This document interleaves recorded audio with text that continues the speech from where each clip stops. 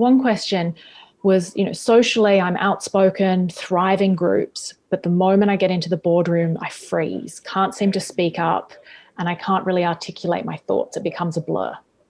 Okay. Any tips? Yeah.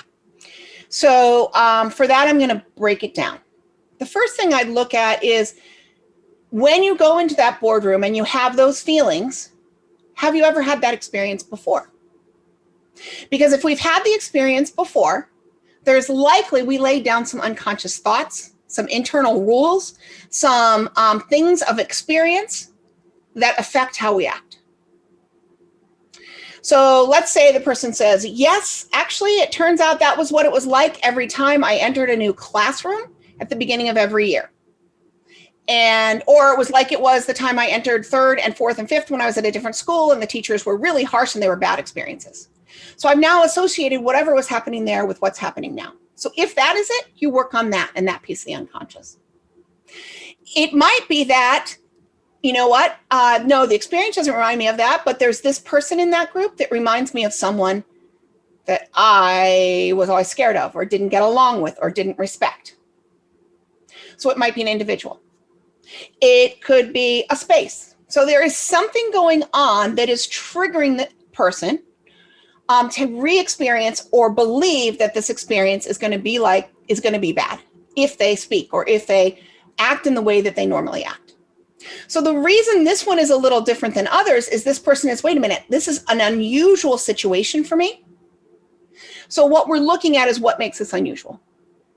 So someone else that comes in and says, you know what, I can never present in any groups. As soon as I'm in a group larger than 5, I lose it. Well, that's a different kind of thing. That is, we have to learn how to present in larger groups. We have to work with the group size. We have to work with what's going on. That is a very different way of working with that than someone who, in this case, said, I'm not like this at all, but this one situation does it to me. So there we're finding out what is it about that situation that does it. So that's one piece. And then you'll set experiments up that allow you to test out, is that still true? So you might in the next board meeting, I'm going to pay attention to my breath and I'm going to make sure that I sit up tall and I keep repeating the mantra, I belong here. Take my breaths. I take up my space.